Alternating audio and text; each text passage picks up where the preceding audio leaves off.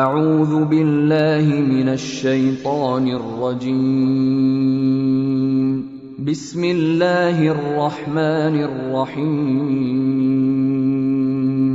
الحمد للہ رب العالمین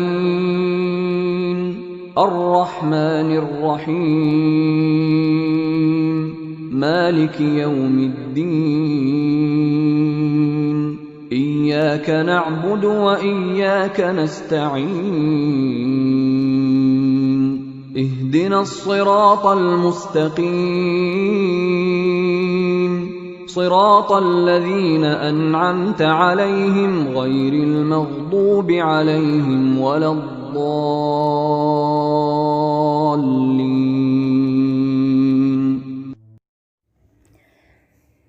السلام علیکم ورحمۃ اللہ وبرکاتہ. کیا حال آپ سب کا؟ الحمدللہ. نحمدہ و نصلی علی رسولہ الکریم. اما بعد فاعوذ باللہ من الشیطان الرجیم. بسم اللہ الرحمن الرحیم. رب اشرح لی صدری ویسر لی امری واحلل عقدۃ من لسانی یفقہوا قولی.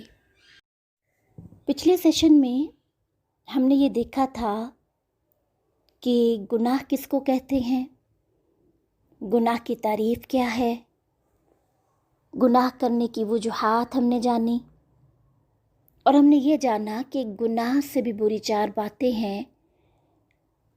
آج کے سیشن میں ہم یہ دیکھیں گے کہ گناہ کو چھوڑیں کیسے. گناہ چھوڑنا کیا آسان کام ہے؟ کیا اس کے لیے محنت کرنا پڑے گی، یا ایک مشکل کام ہے؟ اس کے لیے ہمیں تگ و دو کرنا پڑے گی، کوشش کرنا پڑے گی، مجاہدہ نفس کرنا پڑے گا. کس طریقے سے ہم اپنے گناہوں سے آزادی حاصل کر سکتے ہیں؟ تو گناہوں کو چھوڑنے کے لیے سب سے پہلے ہم یہ دیکھتے ہیں کہ ہمیں کیا کرنا ہوگا. اکثر لوگ سوال کرتے ہیں کہ ہم نے نیت بھی کر لی گناہ کو چھوڑنے کی، ہمیں ارکان توبہ کا بھی پتہ چل گیا، اور توبہ پر ابھارنے والے کاموں کا بھی پتہ چل گیا، مگر کیا کریں کہ عادت چھوٹتی ہی نہیں.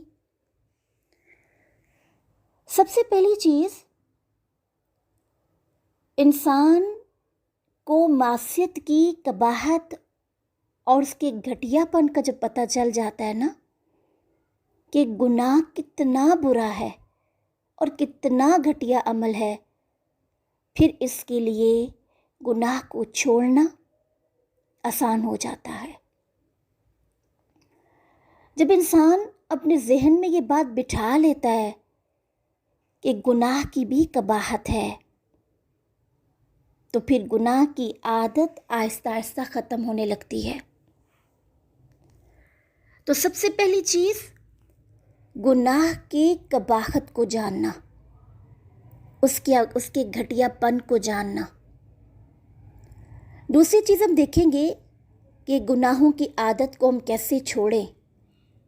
الحیاء من اللہ، انسان اللہ تعالیٰ سے حیا کرے کہ میرے اللہ تعالیٰ نے مجھے بن مانگے اتنا عطا فرمایا کہ میں کتنا بے حیا ہو گیا ہوں کہ اسی پروردگار کے حکم کی تعمیل میں کوتاہی کرتا ہوں.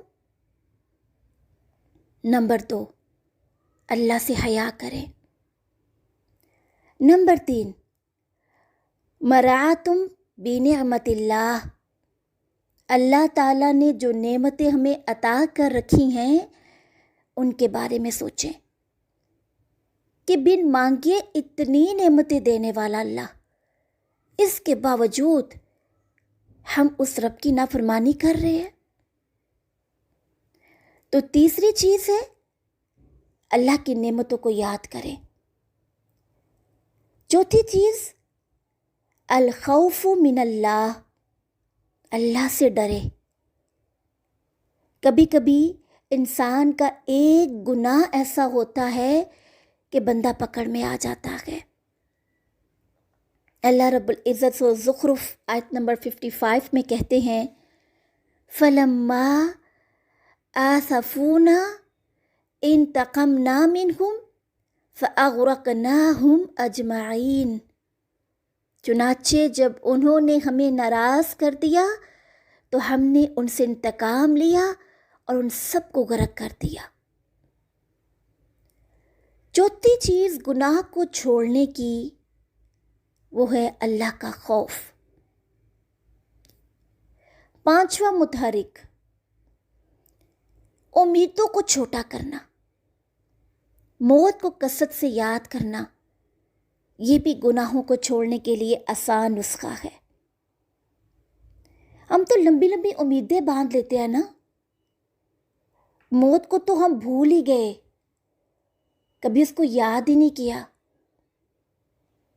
حالانکہ موت کو یاد کرنا عبادت ہے۔ موت کو یاد کرنے سے روح کے اندر تازگی آتی ہے، موت کو یاد کرنے سے روح تر و تازہ ہو جاتی ہے، اس کو خوراک ملتی ہے۔ چھٹی چیز زیادہ کھانے اور پینے سے اجتناب کرنا، قلت کلام، قلت طعام کو اختیار کرنا۔ آج اگر ہم اپنے کھانوں کی روٹین کو دیکھیں تو سارا دن کچن میں گزر جاتا ہے، اور ہمارے لیے ایک اہم بات، ایک اہم مقصد کو یاد رکھنا مشکل ہو جاتا ہے، اور ہم بھول جاتے ہیں کہ ہماری زندگی کا مقصد کیا کھانا پینا تھا، کیا صرف باتیں کرنا تھا۔ پھر ساتویں چیز ہے محاسبہ نفس، صبح و شام کا مراقبہ، اپنا محاسبہ خود کریں۔ کب تک ہم انگلیاں پکڑ کے چلنا سیکھیں گے؟ کوئی ہماری تو بھی انگلی تو تھامے۔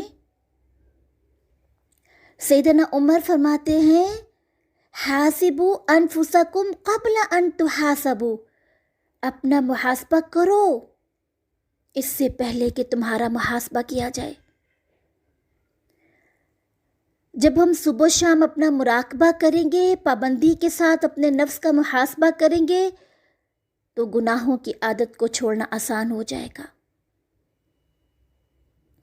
ہم چیک لسٹ بنا سکتے ہیں، ہم اپنی روزمرہ کی روٹین کے کام لکھ سکتے ہیں۔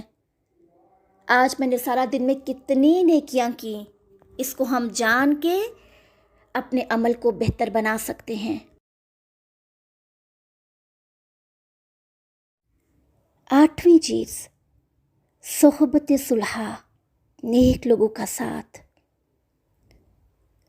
گناہوں کی عادت کو چھوڑنا مشکل ہوتا ہے، لیکن اگر انسان نیک لوگوں کی محفل میں آ جائے تو یہ عادت اللہ کی رحمت سے چھوٹ جاتی ہے۔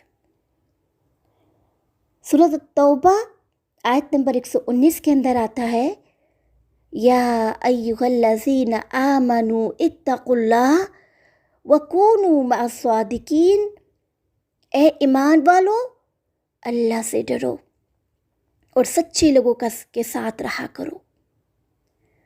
جب ہم ان باتوں کو سوچیں گے اور ان اعمال کو کرنے کی کوشش کریں گے تو بری عادتوں کو چھوڑنا بھی آسان ہو جائے گا۔ تو ہم ریوائز کر لیتے ہیں۔ سب سے پہلی چیز ہم نے کیا سیکھی؟ گناہ کی قباحت کو جانا جائے۔ دوسری چیز الحیاء من الایمان، حیا چونکہ ایمان کا حصہ ہے تو اللہ سے حیا کریں، اللہ کی نعمتوں کو یاد کریں۔ نمبر 3۔ نمبر 4 اللہ کا ڈر، اللہ کا خوف۔ نمبر 5 امیدوں کو چھوٹا کرنا۔ نمبر 6 زیادہ کھانے پینے سے اجتناب کرنا۔ نمبر 7 محاسبہ نفس، اور نمبر 8 صحبت صلح۔ اصل میں بیٹا اللہ رب العزت نا اس کائنات کا خالق ہے، اللہ رب العزت اس کائنات کا مالک ہے، ہر حال میں مرضی رب کی ہوگی۔ سیدنا آدم علیہ السلام کیا چاہتے تھے؟ ہمیشہ جنت میں رہیں، لیکن اللہ رب العزت انہیں دنیا میں بھیجنا چاہتے تھے۔ مرضی کس کی پوری ہوئی؟ اللہ رب العزت کی۔ نوح علیہ السلام کیا چاہتے تھے؟ کہ میرا بیٹا کشتی پر سوار ہو، اللہ تعالیٰ نہیں چاہتے تھے۔ مرضی کس کی پوری ہوئی؟ اللہ رب العزت کی۔ سیدنا ابراہیم علیہ السلام نے اپنے بیٹے کو لٹایا، چھری تیز کر چکے تھے، چھری چلاتے رہے ذبح کرنے کے لیے، اللہ تعالیٰ نہیں چاہتے تھے۔ مرضی کس کی پوری ہوئی؟ اللہ رب العزت کی۔ اللہ اکبر۔ تو پھر ایک جملہ اگر ہم اپنی زندگی میں لے آئے، وہ کیا؟ اب تو میری مرضی ختم۔ جب یہ بات طے شدہ ہے کہ ہر حال میں مرضی اسی ذات کبریائی کی پوری ہونی ہے، جو اس کائنات کا مالک ہے، ہم اس کی مخلوق ہیں، اس کا حکم ہر آن چلتا ہے، جو رب چاہتا ہے وہی ہوتا ہے، جو آسمان اور زمین کا پیدا کرنے والا ہے۔ اللہ رب العزت نے کیا کہا قرآن میں؟ چلے آؤ، چاہے خوشی سے یا زبردستی، ماننا تو پڑے گا۔ اور آسمان اور زمین کو کیا کہا؟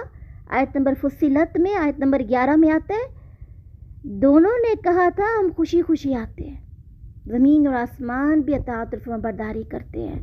کائنات کی خر مخلوق اللہ رب العزت کی اطاعت کرتی ہے۔ تو جب حکم اللہ رب العزت کا اس پوری کائنات میں چلتا ہے تو مومن کے دل میں اس کی عظمت ہونی چاہیے۔ مومن تو کہتے اسی کو ہے نا، جو اللہ رب العزت کے حکم کے سامنے اپنا سر جھکا دے، جو سرنڈر کر دے، اللہ کے سامنے جھک جائے کہ آج کے بعد میری مرضی ختم، میرے مالک کی مرضی پر عمل ہوگا۔ اہل جنت کی شان بتائی گئی ہے سورۃ الزمر کے اندر، آیت نمبر 18 کے اندر۔ کیا؟ ماننے والے ہیں، اللہ رب العزت کی بات ماننے والے ہیں، فرما برداری کرنے والے ہیں۔ سورۃ انفال کے اندر کہا جاتا ہے کہ ایمان والے اطاعت کرنے والے ہیں۔ تو آج کیا ہم اپنے مالک کی بات مانتے ہیں؟ کیا ہم آج سے ارادہ اور نیت کرتے ہیں کہ ہم نے گناہوں کو چھوڑنا ہے؟ کیا آج سے ہم کوشش کریں گے کہ ہم اپنے آپ کو اس گندگی سے، اس آلودگی سے اپنے آپ کو دور کر کے آزاد ہو جائیں؟ اصل میں ہم نے گناہ کر کر کے اپنے آپ کو جکڑ لیا ہے، شیطان ایک ہمارے نفس کو جکڑ لیا ہے نا۔ اب اس نفس سے کیسے آزادی ملے گی؟ نفس کو بھی سمجھانے کے لیے ہمیں کچھ کرنا پڑے گا، نفس کو اپنا دوست بنانا پڑے گا، نفس کو اپنا ساتھی بنانا پڑے گا، کیونکہ دوست ہمیشہ ساتھ دیتا ہے۔ تو نفس کو دوست بنانے کے لیے ہم کیا کریں کہ نفس ہمارا ساتھی بن جائے؟ انشاءاللہ تعالی نیکسٹ سیشن میں ہم یہ دیکھیں گے کہ نفس کو اپنا دوست کیسے بنائیں، کیسے محاسبہ کریں، کیسے نفس کو اپنا ساتھی بنائیں، بیسٹ فرینڈ بنائیں، تاکہ یہ ہمیشہ میری بات مانے، ہمیشہ ہم اللہ کی بات مانیں،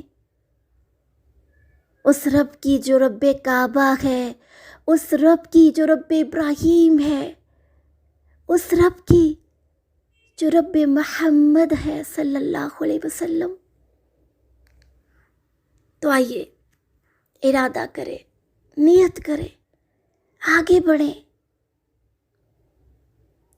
کیا آپ میرا ساتھ دیں گے؟